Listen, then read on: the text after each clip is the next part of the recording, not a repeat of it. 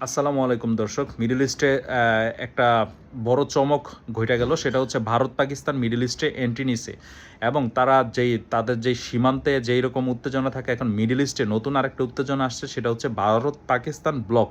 আমি আগে ব্লকগুলা বলি কে কোন ব্লকে আছে। আপনার ভারত ব্লক সাজাইছে হচ্ছে আরব আমিরাতের সাথে, এবং ভারত এবং ইসরায়েল, এই তিনটা দেশ মিল্লা হচ্ছে একটা ব্লক। হয়তো আরও ছোটোখাটো দেশ বা পরোক্ষভাবেও আছে, কিন্তু মেইনলি হচ্ছে এই তিনটা দেশ। আর ওইদিকে পাকিস্তান ব্লকে আছে পাকিস্তান, সৌদি আরব আর তুরস্ক।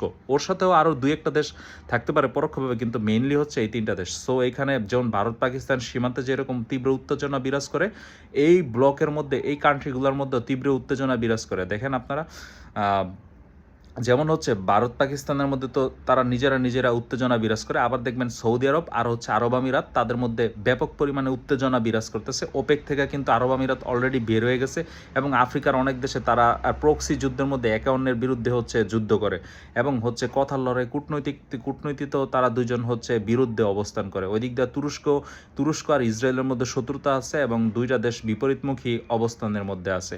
এইখানে হয়তোবা আমরা আশ্চর্যজনক বিষয় হইল, সৌদি যে পাকিস্তান ব্লক আছে, এখানে ইন ফিউচারে ইরানও যুক্ত হইতে পারে।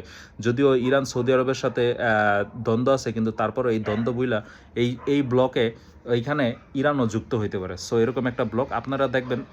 পাকিস্তান সৌদি আরবের যেই সিকিউরিটি আছে, এয়ারফোর্স, তারপরে এইসব বিষয়গুলো, তারপরে হচ্ছে আপনার পরমাণু মানে যুদ্ধের যে সিকিউরিটি, এইসব বিষয়গুলো কিন্তু পাকিস্তানের হাতে। অপরদিকে আজকে নরেন্দ্র মোদী 2 ঘন্টার জন্য আরব আমিরাতে গেছিল অন্য দেশে যাওয়ার জন্য।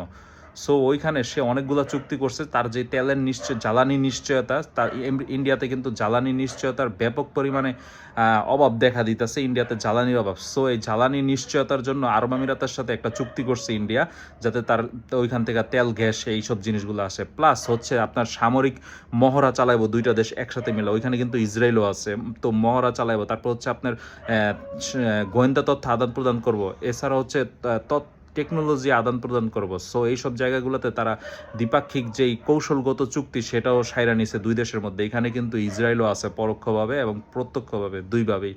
সো এইখানে আর আমরা পাকিস্তানের আর সৌদি আরবের মধ্যে তো এইসব বিষয়গুলো জানি। এখানে তুরস্ক ঢুকারও একটা আগ্রহ প্রকাশ করছে, যে ইসলামিক ন্যাটো বা এরকম কিছু একটা তারা তৈরি করব।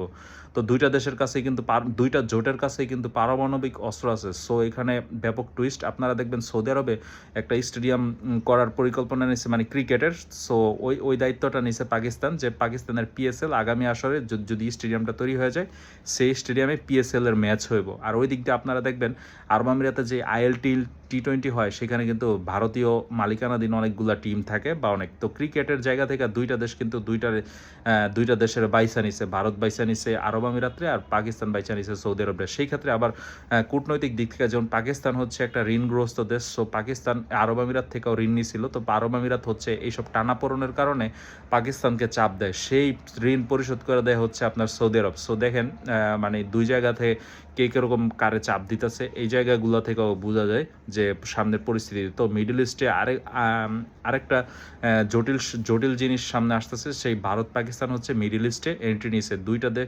সৌদি আরবের সিকিউরিটির দায়িত্ব নিচ্ছে পাকিস্তান, তাদের পারমাণবিক অস্ত্র আছে। আর আরব আমিরাতের সিকিউরিটির দায়িত্ব নিতেছে হচ্ছে ইন্ডিয়ারও পারমাণবিক অস্ত্র আছে। সো সামনে দেখা গেছে সৌদি আরবের মধ্যে ইন্ডিয়ানদের বাজার কইমা যাবো, ওই জায়গাটা নিব পাকিস্তান তুরস্কে। আর হচ্ছে আপনার আরব আমিরাতে অলরেডি হচ্ছে পাকিস্তানিদেরকে প্রত্যাখ্যান করা হইতেছে, ওইখানে হচ্ছে ইন্ডিয়ানরা জায়গাটা নিতেছে, আর হচ্ছে ইসরায়েলিরা টেকনোলজিতে।